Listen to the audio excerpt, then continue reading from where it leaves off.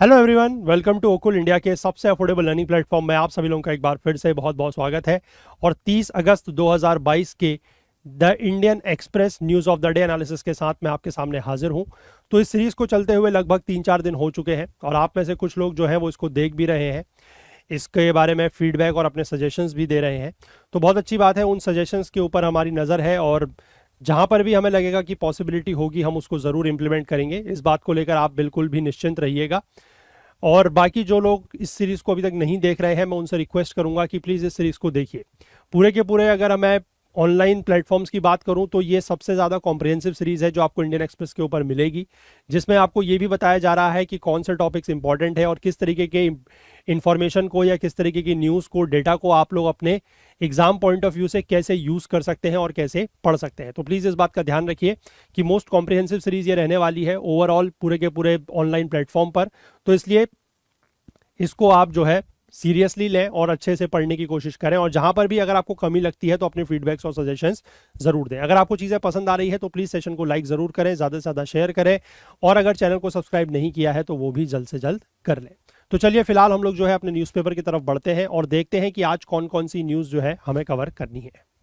देखिए, page number 1 की अगर हम बात करें तो सबसे पहली न्यूज़ जो हमें कवर करनी है वो ये है कि एनसीआरबी की एक रिपोर्ट आई है, नेशनल क्राइम रिकॉर्ड्स ब्यूरो की रिपोर्ट आई है और उसमें यह बोला गया है कि जो डेली वेज अर्नर्स हैं उनके सुसाइड के केसेस बहुत ज़्यादा बढ़ रहे हैं और वो देश में जितने भी टोटल सुसाइड्स होते हैं उसमें से 25% से ज़्यादा जो है वो डेली वेज अर्नर्स जो हैं उनके हैं। ठीक है, इसके बारे में बात करेंगे। इसके बाद जो बच्चों के अगेंस्ट क्राइम हो रहे हैं उसकी भी बात करेंगे। ठीक है, एनसीआरबी की रिपोर्ट में ही इसका भी जिक्र किया गया है। इसके बाद आगे अगर हम लोग चलें तो इसी पेज में एक और न्यूज़ है यहाँ पर कि Indians get nearly twice as many US student visas as China's this year. ठीक है, हम लोगों ने पिछले कुछ दिनों पहले बात की थी यूके को लेकर कि यूके जो है जितने भी स्टूडेंट्स वीज़ा को इशू कर रहा है उसमें से सबसे ज़्यादा इंडियंस को मिल रहे हैं। सिमिलरली केस देखने को मिल रहा है यहाँ पर यूएस के केस में भी कि यूएस जो है जितने भी स्टूडेंट्स वीज़ा जारी कर रहा है उसमें से इंडिया को एज कम्पेयर टू चाइना जो है वो ज़्यादा वीज़ाज मिल रहे हैं। ठीक है, इसके बारे में थोड़ा सा बात करेंगे। आगे बढ़ते हैं। पेज नंबर 2 में तो कुछ होता नहीं क्योंकि आपको पता है ये पेज नंबर 1 का ही इसमें रिमेनिंग पोर्शन आता है। पेज नंबर 3 में एक न्यूज़ आई है कि many trees transplanted for central Vista didn't survive. ठीक है, जो फॉरेस्ट डिपार्टमेंट है वो ये बोलता है कि जो हमारा सेंट्रल विस्टा प्रोजेक्ट है, जो नई पार्लियामेंट बन रही है, उसके तहत बहुत सारे जो प्लांट है जिनको ट्रांसप्लांट किया गया, जो ट्रीज है जिनको ट्रांसप्लांट किया गया, एक जगह से उठाकर दूसरी जगह लगाया गया, उसमें से बहुत ज़्यादा ट्रीज ऐसे हैं जो सर्वाइव अभी तक नहीं कर पाए हैं या वो मर गए हैं एक तरीके से कहा जाए तो। ठीक है, तो इसके बारे में बात करेंगे कि क्या रीजंस वगैरह इसमें दिए गए हैं। इसके बाद आगे अगर हम लोग बात करें तो जो अगली न्यूज़ हमारे लिए है वो ये है कि, ठीक है, ये तो स्टेट्स वाले पेज है, सिटीज़ वाले पेज है, इनमें तो कुछ होता नहीं है। ठीक है, इसके बाद आगे अगर हम लोग बात करें तो यहाँ पर जो है फिर से ये एनसीआरबी की रिपोर्ट का जिक्र किया गया है और यहाँ पर बात की जा रही है विमेंस को लेकर कि विमेंस के खिलाफ भी जो केस है वो लगभग 15.3% या इससे ज़्यादा हो चुके हैं। इसके बारे में भी हम लोग बात करेंगे एनसीआरबी की रिपोर्ट को लेकर, चाहे वो प्रोफेशनल ग्रुप्स में जो डेली वेज अर्नर्स हैं उनकी बात की जा रही है सुसाइड की, या फिर क्राइम अगेंस्ट चिल्ड्रन है, या फिर क्राइम अगेंस्ट वीमेन है, इसकी बात हम लोग करेंगे। ठीक है, इसके बाद आगे बढ़ते हैं, आगे बढ़ेंगे और बात करेंगे। ठीक है, ये एनडीपीएस एक्ट को लेकर भी जो है यहाँ पर चीज़ें दी गई हैं। ये तो खैर बहुत बार बीच बीच में आती रहती है, कुछ इसमें अगर सिग्निफिकेंट न्यूज़ आएगी तो हम लोग उसको ज़रूर देखेंगे। ठीक है, इसके बाद अगर हम लोग बात करें, यहाँ पर एक न्यूज़ आई हुई है बहुत छोटी सी कि railway stop CVC list for ignoring advice to punish corrupt officers. ठीक है, सीवीसी की कुछ रिपोर्ट आई है और उसमें उन्होंने रेलवे के बारे में कुछ बोला है। क्या बोला है उसको हम लोग देखेंगे डिटेल में थोड़ा सा। इसके बाद एक्सप्लेन पेज में ये कुछ 5G आर्किटेक्चर को लेकर बात की गई है, इसके बारे में हम लोग अगर इंपॉर्टेंट होगा तो इसको अलग से कवर करेंगे। ठीक है, इसके बाद आगे हम लोग अगर बढ़े तो पेज नंबर जो हमारा वर्ल्ड वाला पेज होता है वहां पर बात करेंगे। वर्ल्ड वाले पेज में एक इंपॉर्टेंट न्यूज़ ये है कि ग्रीनलैंड की जो आइस बर्ग्स हैं, ठीक है, वो क्या हो रहे हैं, दे आर मेल्टिंग, वो मेल्ट हो रहे हैं, पिघल रहे हैं, इसके बारे में बात करेंगे। इसके बाद इसी पेज में एक न्यूज़ और है कि जो मिडिल ईस्ट कंट्रीज़ हैं, ठीक है, जो हमारे लिए बेसिकली वेस्ट एशिया है, मिडिल ईस्ट कंट्रीज़ हैं, वो रेनफॉल को लेकर उनके बीच में राइवलरी चल रही है, ठीक है, मतलब किसी बॉर्डर डिस्प्यूट को लेकर या किसी और वजह से नहीं, लेकिन वो रेनफॉल को लेकर जो है इस बार थोड़ा सा उनके बीच में कुछ डिस्प्यूट चल रहा है, राइवलरी चल रही है, उसकी बात करेंगे। इसके बाद आरबीआई जो है वो बैंकिंग फ्रॉड्स को चेक करने के लिए कुछ सिस्टम या कुछ रजिस्ट्री बनाने की बात कर रहा है। हालांकि इसके बारे में अभी हम लोग डिटेल में बात नहीं करेंगे, क्योंकि जब ये सिस्टम बन जाएगा तो फिर क्या है क्या नहीं है उसके बारे में तब बात करेंगे। फिलहाल बात ये चल रही है, आरबीआई कह रहा है कि जो भी फ्रॉडस्टर्स है, जो लोग फ्रॉड करते हैं, उनके थ्रू जो मोबाइल फोन्स का यूज़ किया जाता है या फिर जो वेबसाइट्स वो लोग यूज़ करते हैं या जो ऐप्स का यूज़ करते हैं, उनको चेक करने के लिए कुछ सिस्टम बनाने की बात यहाँ पर की जा रही है, ठीक है। इसके बाद यहाँ पर एक बात और आई है अबाउट ओडीओपी गुड्स। ओडीओपी मतलब वन डिस्ट्रिक्ट वन प्रोडक्ट जो स्कीम है उसके तहत बात की जा रही है, उसको ड्यूटी फ्री बनाने की बात की जा रही है, ठीक है। तो ओडीओपी को लेकर आप लोगों को पता होगा कि ओडीओपी क्या है, कि हर डिस्ट्रिक्ट में से एक प्रोडक्ट को आइडेंटिफाई किया जाएगा जिसको एक्सपोर्ट के लिए यूज किया जाएगा, और उससे क्या होगा, एक तो उस डिस्ट्रिक्ट की पहचान बनेगी एज एन एक्सपोर्ट हब, और साथ ही साथ उस डिस्ट्रिक्ट की जो इकोनॉमी है वो भी उससे थोड़ा सा बेटर होगी। तो यही बात यहाँ पर बोली गई है, बहुत ज्यादा इसमें और कुछ इंपॉर्टेंट है नहीं। तो चलिए इन न्यूज को जो है एक एक करके अब डिटेल में डिस्कस करते हैं।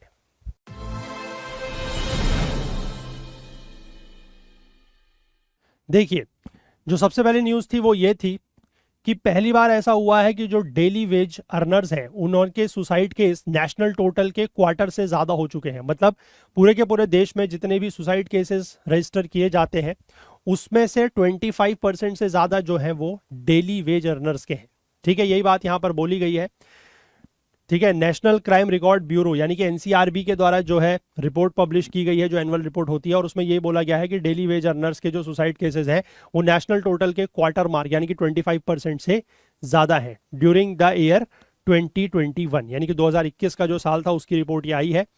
इसमें एक रिपोर्ट इनकी पब्लिश हुई है, that is accidental deaths and suicide in India, और उसमें यही बोला गया है कि जो टोटल सुसाइड केसेस हैं for the daily veg earners वो 42,000 से ज्यादा है, जो टोटल देश का 25.6% है, किसका, डेली वेज अर्नर्स के केस में, ठीक है। इसके बाद यहां पर डेली वेज अर्नर्स के केस में आपको एक ग्राफ दिया हुआ है कि 2014 से यहां पर इस स्टडी इंक्रीज देखने को मिल रहा है। स्टडी इंक्रीज का मतलब होता है कि ये लगातार बढ़ ही रहा है, ठीक है, कभी भी ये जो है कम नहीं हुआ है, लगातार बढ़ रहा है। इस तरीके के ग्राफ्स वगैरह को लेकर क्वेश्चन जो है वो आपसे यूपीएससी पूछता रहता है, स्पेसिफिकली प्रीलिम्स में भी पूछता है, ठीक है। तो वहां पर आपको चीजें ध्यान रखनी होती है कि स्टडी इंक्रीज का मतलब क्या होता है, ठीक है। What is the meaning of study increase?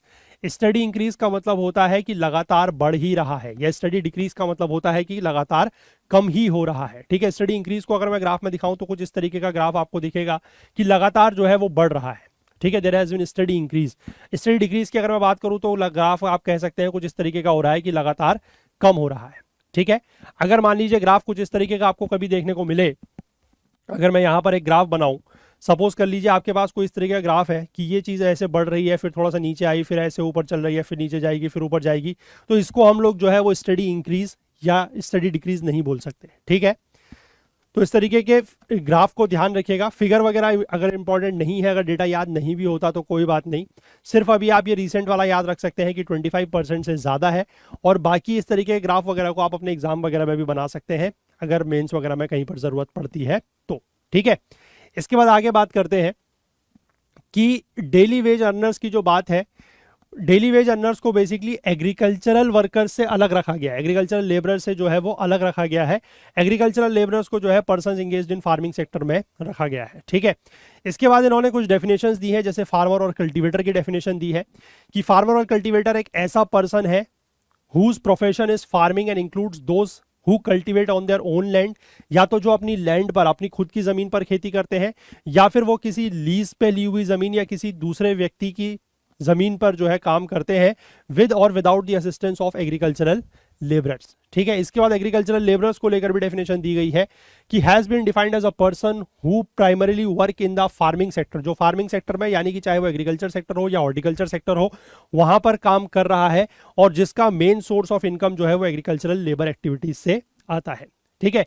इस रिपोर्ट में जो है 9 प्रोफेशन ग्रुप्स को लेकर स्टडी की गई है, जैसे स्टूडेंट्स हो गया, प्रोफेशनल सैलरीड पर्सन है, daily veg earners, retired persons, unemployed, self employed, housewife, persons engaged in farming sector and other persons, और उसमें से जो ये डेली वेज अर्नर्स वाला है ये 25% से ज्यादा है। मतलब टोटल जितने भी सुसाइड केसेस हैं उसमें से 25% या 1/4 से ज्यादा जो है वो डेली वेज अर्नर्स के केसेस हैं, ठीक है।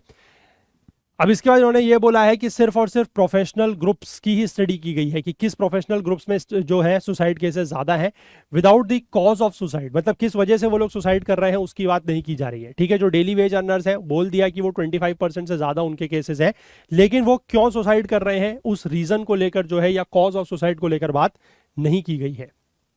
ठीक है, इसके बाद स्टेट एंड यूटीज जहां पर सबसे ज्यादा परसेंटेज इंक्रीज हुआ है सुसाइड केसेस में 2021 में कंपेयर टू 2020, अगर उनकी हम लोग बात कर ले तो वो यहां पर डेटा है, सबसे नंबर 1 पे आता है तेलंगाना, इसके बाद है UP, then we have Puducherry, Andhra Pradesh, Kerala, Tamil Nadu, ठीक है, और महाराष्ट्र। तो ये कुछ टॉप स्टेट्स हैं जहां पर हायर परसेंटेज इंक्रीज है, मतलब इंक्रीज हुआ है और ज्यादा इंक्रीज हुआ है, सबसे ज्यादा जो है वो इन राज्यों में इंक्रीज हुआ है डेली वेज अर्नर्स के केस में। ठीक है, इसके बाद अगर हम बात करें, और यहां पर लास्ट में मणिपुर भी है, इसके बाद बात करें कि जहां पर हाईएस्ट डिक्रीज हुआ है, जहां पर डेली वेज अर्नर्स के सुसाइड केसेस सबसे कम पाए गए हैं, सबसे पहला तो है आपका Lakshadweep, second one is Uttarakhand, third one is Jharkhand, Jammu Kashmir, Andaman and Nicobar islands. ठीक है, तो ये सबसे कम है जहां पर परसेंटेज डिक्रीज सबसे ज्यादा हुआ है। ठीक है, यहां पर सुसाइड के केसेस सबसे कम देखने को मिले हैं। तो यहां पर हमारे लिए एक मस्ट रीड टॉपिक या एक मस्ट रीड पॉइंट बन जाता है, that is read about NCRB, that is national crime records bureau. इसके बारे में थोड़ा सा आप लोग पढ़ लीजिएगा, थोड़ा सा इंपॉर्टेंट ये चीज हो सकती है, क्योंकि इस तरीके की रिपोर्ट वगैरह आती है तो थोड़ा बहुत हो सकता है कि आपके से भी कुछ चीजें पूछ ली जाए। ठीक है, इसके बाद जो अगली न्यूज मैंने आपको दिखाई थी फर्स्ट पेज पे ही, वो ये है कि क्राइम अगेंस्ट किड्स, यानी कि जो बच्चों के अगेंस्ट क्राइम की घटनाएं हैं, जो आपराधिक घटनाएं हैं वो बढ़ रही हैं, और थर्ड स्टिल अंडर पॉक्सो, यानी कि 1/3 जो है वो अंडर पॉक्सो अभी भी आ रही है, that is prevention of children against sexual offences. ठीक है, जो सेक्सुअल ऑफेंसेस हैं वो बच्चों के खिलाफ अभी भी हैं, और 1/3 जो है वो इसी के अंडर आ रहे हैं। ठीक है, तो नेशनल क्राइम रिकॉर्ड्स ब्यूरो ने ये बोला है कि जो prevention of children from sexual offences act, उसके अंतर्गत केसेस जो है वो अभी भी रजिस्टर्ड हो रहे हैं। ठीक है, और 1/3 केसेस जो है वो इसी में है। सिक्किम में जो है बच्चों के अगेंस्ट जो सेक्सुअल ऑफेंसेस के केस हैं वो सबसे ज्यादा हैं। ठीक है, सबसे ज्यादा सिक्किम में है, फॉलोड बाय आपके केरला, मेघालय, हरियाणा एंड मिजोरम। यहां पर जो केसेस हैं against of sexual offences against children वो सबसे ज्यादा है। इसके बाद अगर हम लोग बात करें तो परसेंटेज टर्म्स में जहां पर टॉप कैटेगरी है, जो टॉप कैटेगरी है क्राइम अगेंस्ट चिल्ड्रन की, वो क्या है, किडनैपिंग एंड एब्डक्शन।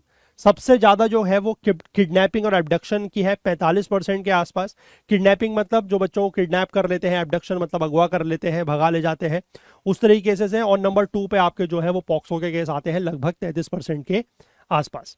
ठीक है, इसके बाद अगर हम लोग बात करें, सिक्किम में जो है सबसे ज्यादा केसेस हैं क्राइम के against children, followed by Madhya Pradesh. इसके बाद मध्य प्रदेश में सबसे ज्यादा, वो तो परसेंटेज वाइज है, ठीक है, मध्य प्रदेश में जो है एक्चुअल नंबर ऑफ केसेस जो है वो भी सबसे ज्यादा है। ठीक है, इसके बाद जो केसेस बनते हैं वो आपके बनते हैं हरियाणा में, छत्तीसगढ़, तेलंगाना, उड़ीसा एंड आसाम, यहां पर भी सबसे ज्यादा है। और लोएस्ट रेट ऑफ क्राइम जो है वो नागालैंड में देखने को मिल रहा है। ठीक है, जो सबसे कम क्राइम रेट है अगेंस्ट चिल्ड्रन वो कहां पर है, नागालैंड में। ठीक है, और साथ ही साथ जो मतलब परसेंटेज वाइज तो बहुत कम है, सिर्फ 6.2% है, और अगर हम टोटल नंबर ऑफ केसेस की बात करें तो वो भी काफी कम है, दैट इज ओनली 51। ठीक है, इसके बाद अगर यूनियन टेरिटरीज की बात करें तो दिल्ली में जो है वो सबसे ज्यादा केसेस है। ठीक है, परसेंटेज वाइज भी अगर हम बात करें तो भी बहुत ज्यादा है, और अगर हम ओवरऑल केसेस की बात करें तो उस केस में भी सबसे ज्यादा है। ठीक है, जो हाईएस्ट वगैरह है उनको थोड़ा सा आप लोग ध्यान रखिएगा, हाईएस्ट और लोएस्ट की बात करें। ठीक है, अगर पिछले साल की बात करें, मतलब 2021 की, तो 121 केसेस जो है वो फीटिसाइड के सामने आए हैं। फीटिसाइड मतलब जो भ्रूण हत्या होती है उसकी बात की गई है, और सबसे ज्यादा केसेस जो है वो मध्य प्रदेश और गुजरात में है, और उसके बाद आते हैं छत्तीसगढ़ और राजस्थान में फीटिसाइड्स के केस। ठीक है, इसके बाद ट्रैफिकिंग की अगर हम बात करें, जो बच्चे ट्रैफिकिंग किए जाते हैं, बेच दिए जाते हैं, उनमें सबसे ज्यादा जो केसेस हैं वो दिल्ली, बिहार और असम में देखने को मिले हैं।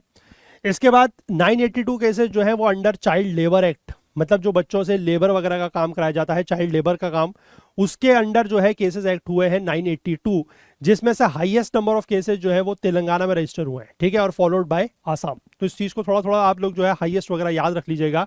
1062 केसेस जो है, 1062 केसेस जो है वो against under the prohibition of child marriage act. ठीक है, चाइल्ड मैरिज एक्ट का जो प्रोहिबिशन है उसके अंडर में इंक्लूड किए गए हैं, और सबसे ज्यादा जो टॉप 3 स्टेट्स हैं they are Karnataka, Tamil Nadu and Assam. ठीक है, यानी कि 2 साउथ की स्टेट्स हैं और एक नॉर्थ ईस्ट है। इसके बाद आगे बात करते हैं विमेन को लेकर। जो बात मैंने आपको बोली थी कि विमेन के अगेंस्ट जो क्राइम है वो भी 15.3% तक बढ़ा है, एनसीआरबी की रिपोर्ट ये भी बोल रही है। और उसमें जो सबसे ज्यादा केसेस हैं वो किस कैटेगरी में आ रहे हैं कि क्रुएलिटी बाय हस्बैंड ऑफ और हिज रिलेटिव्स, यानी कि जो शादी के बाद जो पति है वो या तो ज्यादा उसके ऊपर कुछ जुर्म कर रहे हैं, क्रुएलिटी कर रहे हैं, या फिर जो उसके रिश्तेदार हैं, मतलब हस्बैंड के जो रिलेटिव्स हैं, ठीक है, वो मतलब जो अगर एक विमेन की बात करें तो विमेन के जो ससुराल वाले होते हैं वो वाले केसेस सबसे ज्यादा हैं। दूसरे नंबर पर आ जाता है assault on women too with intent to outrage her modesty, यानी कि जो एक लड़की की जो एक या जो विमेन की एक विनम्रता होती है उसको नुकसान पहुंचाने के लिए जिस तरीके के क्राइम्स किए जाते हैं उसके ऊपर असॉल्ट किया जाता है। जैसे आप एसिड फेंकने वाले जो केसेस होते हैं उस तरीके के केसेस हैं, मार पिटाई वाले केसेस हैं, वो तरीके के केसेस हैं। किडनैपिंग और एब्डक्शन की बात करें तो 17% के आसपास है, और रेप जो है वो चौथे नंबर पर दिख रहा है, दैट इज 7.4%। इसके बाद आगे अगर हम लोग बात कर लें तो हाईएस्ट नंबर ऑफ क्राइम या highest rate of crime against women की बात करें तो वो आसाम में है, ठीक है, सबसे ज्यादा जो है वो आसाम में है। और बाकी जो स्टेट्स इसमें इंक्लूडेड है that is in Orissa, Haryana, Telangana and Rajasthan, ठीक। यूपी की बात करें तो एक्चुअल नंबर ऑफ केसेस में बात करें तो यूपी सबसे टॉप पर है, और अदर स्टेट्स जहां पर highest number of crimes against women है वो है राजस्थान, महाराष्ट्र और वेस्ट बंगाल एंड उड़ीसा। तो यहां पर आपको ये केसेस की जो लिस्ट है वो दिखाई दी गई है, दैट इज आसाम, उड़ीसा, हरियाणा, तेलंगाना और राजस्थान। तो यहां पर आप थोड़ा सा डेटा देख सकते हैं कि किस तरीके से 2019, 20 और 21 में इसको कंपेयर किया गया है। और यहां पर एक चीज का जो इंपॉर्टेंट है वो आपको ध्यान रखने वाली चीज वो ये वाली लाइन है कि क्राइम रिपोर्ट जो है दैट इज कैलकुलेटेड पर 1 लाख ऑफ पॉपुलेशन। जैसे हम लोग बर्थ रेट, डेथ रेट की बात करते हैं ना, सिमिलरली यहां पर भी जो है वो क्राइम रेट की बात की गई है, calculated as per 1 lakh of population. तो ये जो चीज है वो आपके लिए, अगर ये वाली चीज ज्यादा इंपॉर्टेंट नहीं भी है ऊपर वाली, तो ये लाइन जो है वो जरूर इंपॉर्टेंट है कि क्राइम रेट पर 1 लाख पॉपुलेशन के ऊपर जो है वो कैलकुलेट किया जाता है, ठीक है। आई होप क्लियर है बात। इसके बाद आगे बढ़ते हैं। नागालैंड जो है यहां पर सबसे कम केसेस है against women, crime against women के सबसे कम केसेस नागालैंड में देखने को मिले हैं। हमने चाइल्ड के केस में भी देखा था कि सबसे कम नागालैंड में ही है, ठीक है। यूनियन टेरिटरीज की बात करें तो दिल्ली में जो है सबसे ज्यादा क्राइम अगेंस्ट विमेन के केसेस हैं। और सिटीज की बात करें, कुछ लगभग 19 सिटीज का डेटा भी इसमें दिया गया है। तो सिटीज की बात करें तो सबसे ज्यादा जो है वो जयपुर में है, followed by Delhi, Indore and Lucknow, ठीक है। और चेन्नई और कोयम्बटूर जो है वहां पर सबसे कम है, ठीक है। चेन्नई कोयम्बटूर दोनों ही आपके तमिलनाडु में है, वहां पर सबसे कम केसेस है। इसके बाद अगर हम रेप केसेस की बात करें तो सबसे ज्यादा जो रेप केसेस देखने को मिले हैं वो राजस्थान में है, ठीक है। और एक्चुअल नंबर जो है वो भी यहीं पर है। इसके बाद जो बाकी राज्य है that is UP, Madhya Pradesh and Maharashtra, यहां पर 2000 से ज्यादा केसेस हैं लास्ट ईयर में। और राजस्थान ऑल्सो जो है highest number of minor girls raped, ठीक है। जो माइनर गर्ल्स होती हैं जिनकी उम्र 18 साल से कम है, उनके रेप केसेस भी सबसे ज्यादा कहां पर देखने को मिले हैं, राजस्थान में, ठीक है। इसके बाद आगे बात करें तो highest number of murder with gang rape और रेप की जो कंडीशंस हैं वो सबसे ज्यादा यूपी में हुए हैं, ठीक है। उसके बाद नंबर 2 पर आसाम है, बिहार, अरुणाचल प्रदेश, गोवा, हिमाचल प्रदेश, मणिपुर, मिजोरम, नागालैंड, यहां पर कोई भी केसेस जो है वो इस तरीके की चीजों को लेकर रजिस्टर नहीं हुए हैं कि मर्डर विद गैंग रेप और रेप, ठीक है। इसके बाद अगर 28,000 से ज्यादा वुमेन की बात करें तो देवर एब्डक्टेड। एब्डक्टेड का मतलब है कि उनको अगवा कर लिया गया एंड कंपेल्ड टू मैरिज, शादी के लिए उनके ऊपर दबाव बनाया गया, उनके साथ जोर जबरदस्ती की गई, जिसमें से 12,000 जो है वो माइनर्स हैं। और हाईएस्ट नंबर जो है वो यूपी में रिकॉर्ड किया गया है, फॉलोड बाय बिहार, ये एनसीआरबी की रिपोर्ट बोल रही है, ठीक है। 507 केसेस जो है वो सिर्फ डोमेस्टिक वायलेंस के अंतर्गत इंक्लूड किए गए हैं, ठीक है। डोमेस्टिक वायलेंस के अंतर्गत सिर्फ 507 केसेस ही रजिस्टर्ड किए गए हैं। हालांकि हमने पीछे देखा था कि जो केसेस हैं जिसमें क्रुएलिटी बाय हस्बैंड और हिज रिलेटिव्स हैं वो सबसे ज्यादा हैं, लेकिन डोमेस्टिक वायलेंस के केसेस सबसे कम जो है वो रिकॉर्ड किए गए हैं, ठीक है। सिर्फ 507 केसेस ही रिकॉर्ड किए गए हैं। तो अब यहां पर आप इस चीज को समझ सकते हैं कि विमेन के अगेंस्ट जो है वो उसके हस्बैंड या उनके रिलेटिव्स के द्वारा कुछ क्रुएलिटी तो की जा रही है, केसेस तो उसके सबसे ज्यादा हैं, बट डोमेस्टिक वायलेंस के केस यहां पर बहुत कम है, ठीक है। और ये 0.1% है, मतलब जितने भी विमेन अगेंस्ट क्राइम के केसेस हैं उसमें से सिर्फ 0.1% केसेस ही जो है वो डोमेस्टिक वायलेंस एक्ट के अंतर्गत रजिस्टर किए गए हैं। हाईएस्ट केसेस जो है वो केरला में है। अगर हम बात करें डाउरी डेथ्स की, मतलब जो दहेज के लिए जो हत्या वगैरह की जाती है, दहेज हत्या के जो मामले होते हैं, 6,589 केसेस जो है वो रजिस्टर किए गए हैं। और हाईएस्ट नंबर जो है इस तरीके की डेथ्स के वो यूपी और बिहार में देखने को मिले हैं, ठीक है। तो आई होप बात क्लियर है यहां तक, ठीक है ना।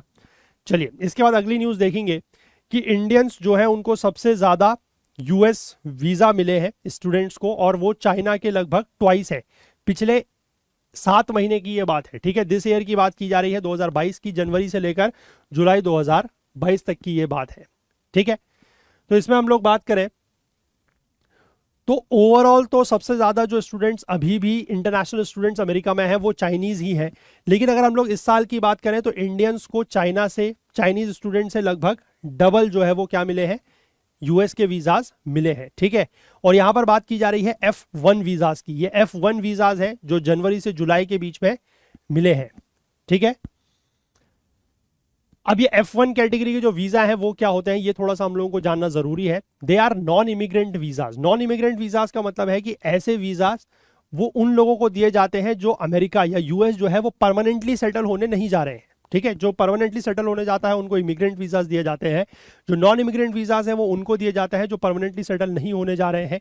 और वो जा किस पर्पस के लिए ले हैं, who wish to study at a university. वो किसी यूनिवर्सिटी में, किसी कॉलेज में, हाई स्कूल में, प्राइवेट एलिमेंट्री स्कूल में, है ना, वहां पर पढ़ने जा रहे हैं। तो दैट इज, तो यानी कि नॉन इमिग्रेंट जो बच्चे पढ़ने जा रहे हैं, जो लोग पढ़ने जा रहे हैं, उनको जिस प्रकार का वीजा इशू किया जाता है that is known as an F1 category of visas.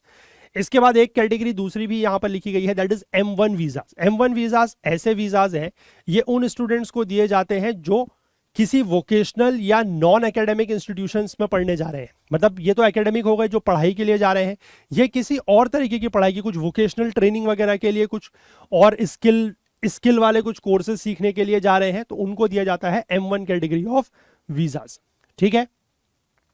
अब इंटरनेशनल स्टूडेंट जो है वो यूएस इकोनॉमी के लिए बहुत फायदेमंद है, ठीक है।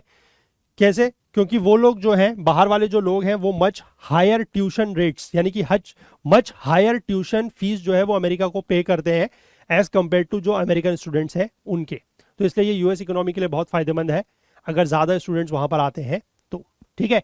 F1 वीजा जो इशूड किए गए हैं उसका यहाँ पर डेटा दिया गया है 2018, 19, 20, 21, 22 का। और यहाँ पर आप देख सकते हैं कि 2022 में ये पहली बार देखने को मिल रहा है कि चाइना का नंबर कम है और इंडिया का नंबर ज्यादा है। अदरवाइज आप हमेशा देख सकते हैं कि चाइना नंबर 1 और इंडिया नंबर 2 पे था, लेकिन ये फिर अब इस बार चेंज हो गया है अभी तक, मतलब जनवरी से लेकर जुलाई तक का डेटा, ठीक है। तो यहां पर हमारे लिए एक और चीज इंपॉर्टेंट बन जाएगी, वो अभी हम देखते हैं क्या है। और इन्होंने एक चीज और की है, मतलब अमेरिका ने जो स्टूडेंट वीजाज है उनका जो प्रोसीजर है, उनको इशू करने का जो प्रोसीजर है उसको भी थोड़ा सा सिंप्लीफाई किया है कि थाउजेंड्स ऑफ अपॉइंटमेंट स्लॉट्स इन्होंने खोले हैं, और साथ ही साथ जो इंटरव्यू वेवर ऑप्शंस है, मतलब इंटरव्यू देने की जरूरत नहीं है ना, कि अंडर द न्यू गाइडलाइंस जिन्होंने प्रीवियसली हेल्ड यूएस वीजा, जिन स्टूडेंट्स के पास पहले कुछ वीजा हुआ करता था यूएस का, उनके लिए एक ड्रॉप बॉक्स सर्विस बनाई गई है और वो इंटरव्यू प्रोसेस को बाईपास कर सकते हैं। मतलब उनको वीजा लेने के लिए इंटरव्यू बार बार नहीं देना पड़ेगा, ठीक है। अब यहां पर हमारे लिए जो चीज इंपॉर्टेंट बन जाती है वो ये बन जाती है कि type of visas issued by US, ठीक है। ये पूरा मैंने यहां पर लिस्ट दी हुई है, इनको आप लोग देख लीजिएगा कि A type visas, A1, G1, A2, B1, B2, BCC, C, ये किस किसको मिलते हैं, ये चीजें आप जरूर यहां से देख लीजिएगा, ठीक है। जैसे D type, E1, E2, E3 हमने ये देखा अभी F1, है ना। फिर F2 किसको मिलता है, H1B1 वीजा, ये बहुत न्यूज में था कुछ समय पहले। H1B वीजा जो है वो काफी न्यूज में था। तो इस तरीके की चीजें आप लोग देख लीजिएगा, ठीक है। H1C हो गया आपका, I, J1, J2, ठीक है। इनको आप थोड़ा सा जो है वो जरूर देख लीजिएगा। जैसे यहाँ पर M1 की हम लोगों ने बात की थी अभी, ठीक है। इसके बाद M2 जो है वो इन्हीं के डिपेंडेंट हो जाएंगे, जो M1 के ऊपर डिपेंडेंट है, they are known as dependent of M1, तो उनको M2 वीजा मिलेगा। तो ये जो है सारा का सारा मैंने लिस्ट यहाँ पर दी हुई है, इसको एक बार आप लोग गो थ्रू कर लीजिएगा, ठीक है। आई होप बात क्लियर है यहाँ तक। तो अगली न्यूज ये है कि जो सेंट्रल विस्टा प्रोजेक्ट है उसके लिए काफी सारे ट्रीज को ट्रांसप्लांट किया गया है, और उसमें से बहुत सारे ट्रीज ऐसे हैं जिनका सर्वाइवल नहीं हो पाया, मतलब वो सर्वाइव नहीं कर रहे हैं, ठीक है। फॉरेस्ट डिपार्टमेंट ये बोलता है कि सेंट्रल विस्टा के लिए जो टोटल 404 ट्री को ट्रांसप्लांट किया गया था उनमें से सिर्फ 121 या लगभग 30% के आसपास ही सर्वाइव कर पाए हैं, ठीक है। लेकिन उन्होंने ये चीज भी बोली कि ऐसा नहीं है कि सिर्फ सेंट्रल विस्टा के लिए जिन ट्रीज को ट्रांसप्लांट किया गया सिर्फ वही सर्वाइव नहीं कर पाए हैं, लेकिन अगर हम लोग बाकी शहर में भी देखें तो कुल मिला के 16,461 पेड़ जो है जिनका ट्रांसप्लांटेशन किया गया है पिछले 3 सालों में, उसमें से सिर्फ 5,487 यानी कि 5,487 या 33% या 1/3 पेड़ ही ऐसे हैं जो सर्वाइव कर पाए हैं। लेकिन यानी इसका मतलब ये हुआ कि ओवरऑल अगर हम लोग बात करें तो जो ये ट्री प्लांटेशन की, ट्री के जो ट्रांसप्लांट करने की जो प्रोसीजर है उसमें या इसके सिस्टम में कुछ अभी लूप होल्स हैं, जिसकी वजह से ट्रीज जो है वो ट्रांसप्लांट अगर उनको कर रहे हैं तो वो सर्वाइव प्रॉपरली नहीं कर पा रहे हैं। इसके बाद आगे अगर हम लोग बात करते हैं तो ये जो फॉरेस्ट डिपार्टमेंट ने डेटा दिया था कि 121 पेड़ ही सर्वाइव कर पाए हैं, उसके साथ ही साथ सेंट्रल पब्लिक वर्क्स डिपार्टमेंट यानी कि सीपीडब्ल्यूडी ने भी कुछ डेटा दिया है और इन्होंने ये बोला है कि 266 पेड़ जो है वो सर्वाइव कर पाए हैं। ठीक है, 121 पेड़ जो है वो फॉरेस्ट डिपार्टमेंट बोल रहा है, 266 पेड़ जो है वो सीपीडब्ल्यूडी बोल रहा है। इनके डेटा में अंतर क्यों है, इसको लेकर भी ये बोला गया है कि कुछ एरियाज में ऐसा हो सकता है कि जो ट्रांसप्लांटेशन साइट्स है वो चेंज हो गई हो, या फिर ये देखने को मिला है कि जो ट्रांसप्लांटेशन एजेंसीज होती हैं, जो ये ट्रांसप्लांटेशन का काम करती है, वो 1 साल तक उस पेड़ की देखभाल या रखरखाव करती है, मेंटेनेंस करती है और उसके बाद उस पेड़ को छोड़ देती है जिसको ट्रांसप्लांट किया जाता है। तो हो सकता है कि 1 साल के बाद वो पेड़ जो है लैक ऑफ मेंटेनेंस की वजह से वो सर्वाइव नहीं कर पा रहे हैं, उनकी डेथ हो जा रही है प्लांट्स की। तो हो सकता है कि जो ये सीपीडब्ल्यूडी है इन्होंने डेटा लिया हो 1 साल के पहले, है ना, तब इनके उसमें ज़्यादा ट्रांसप्लांटेशन दिख रहा है, और फॉरेस्ट डिपार्टमेंट ने हो सकता है कि डेटा जो है वो बाद में लिया हो ताकि जो है डेटा इनका कम देखने को मिल रहा है। ठीक है, इसके बाद इन्होंने यहाँ पर कुछ और चीज़ें भी बोली हैं, कुछ और फैक्टर्स भी गिनाए हैं। वो ये बोला है कि जो पेड़ की एज है वो भी एक इंपॉर्टेंट फैक्टर है। अगर 10 से 15 साल का पेड़ है उसको अगर हम लोग ट्रांसपोर्ट प्लांट करते हैं तो उसके सर्वाइवल के चांसेस ज़्यादा हैं, क्योंकि उसकी जो रूट्स हैं वो अभी भी क्या है, शैलो है।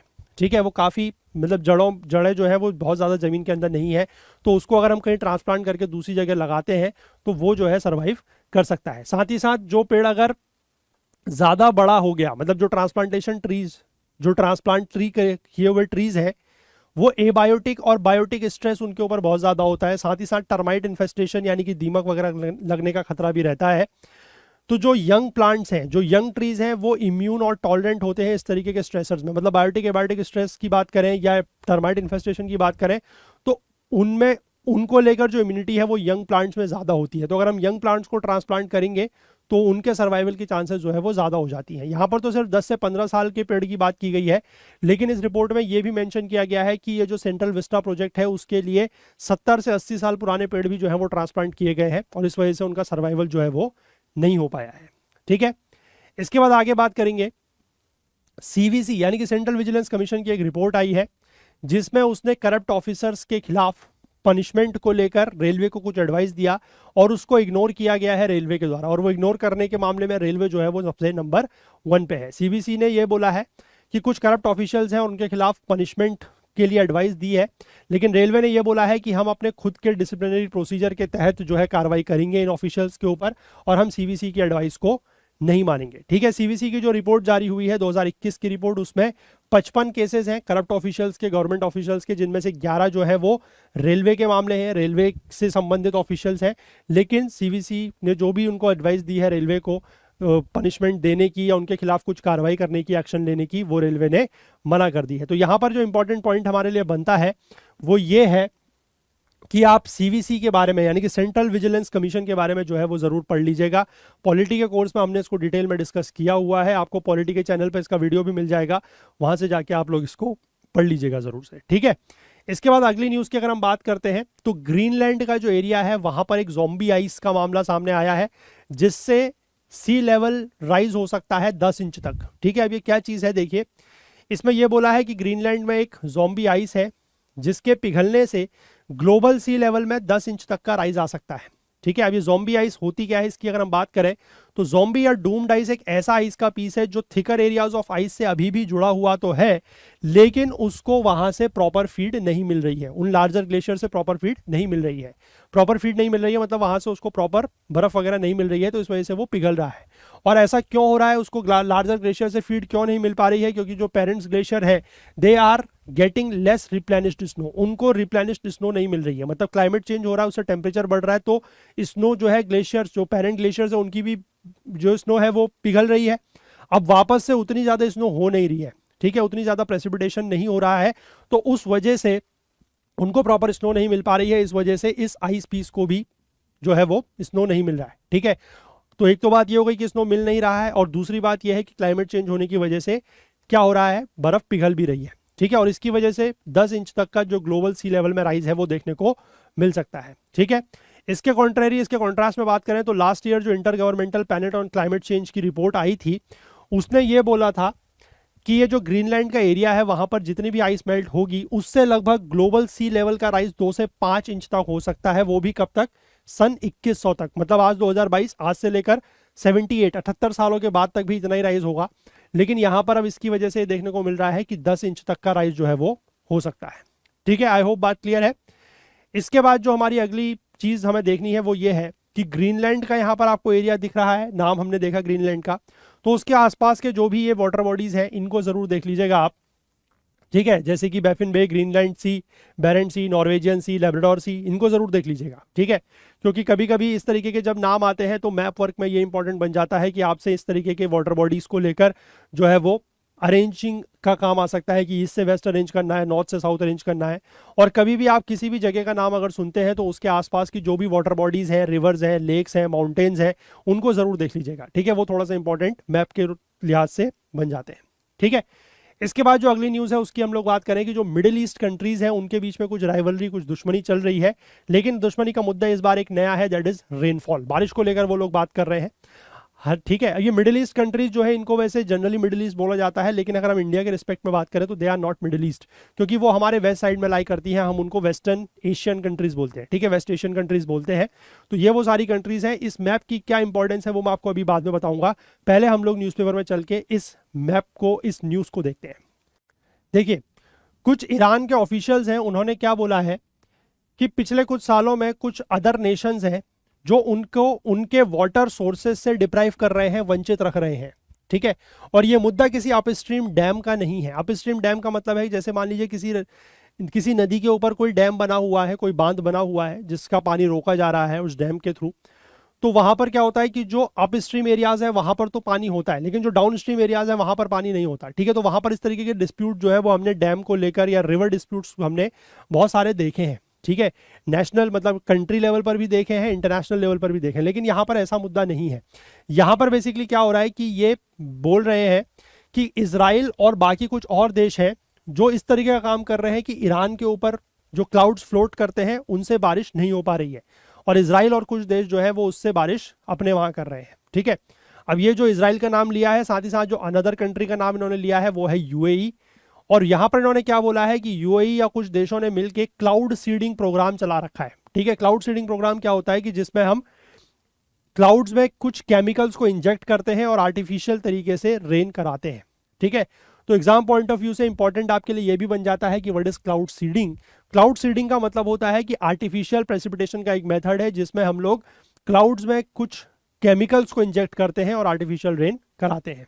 ठीक है, अब ये जो मिडिल ईस्ट की कंट्रीज है, मतलब यही वाली जो कंट्रीज मैंने आपको बताई, ईरान इराक वाला, मैं अभी आपको मैप में दिखाऊंगा। और जो नॉर्थ अफ्रीका की कंट्रीज हैं वो क्या हो जाती हैं, वो सूख जाती हैं क्योंकि वहां पर पानी की वैसे भी कमी है।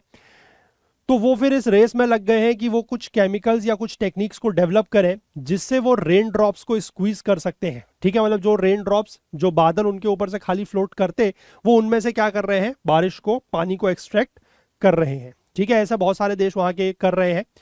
और यूएई जो एक वेल्दी कंट्री है वहां की, वो क्या करती है, उसने मिलियंस ऑफ डॉलर जो है इस एफर्ट में लगा रखे हैं। अब उस वजह से बाकी जो आसपास के देश हैं उनको भी ये करना पड़ रहा है, नहीं तो अदरवाइज सारा का सारा जो पानी है वो यूएई ही ले लेगा, that is United Arab Emirates. ठीक है, अब इसमें कुछ और देशों का नाम भी दिया गया है, जैसे कि मोरक्को है, इथोपिया है, इनके पास भी ये जो क्लाउड सीडिंग प्रोग्राम है।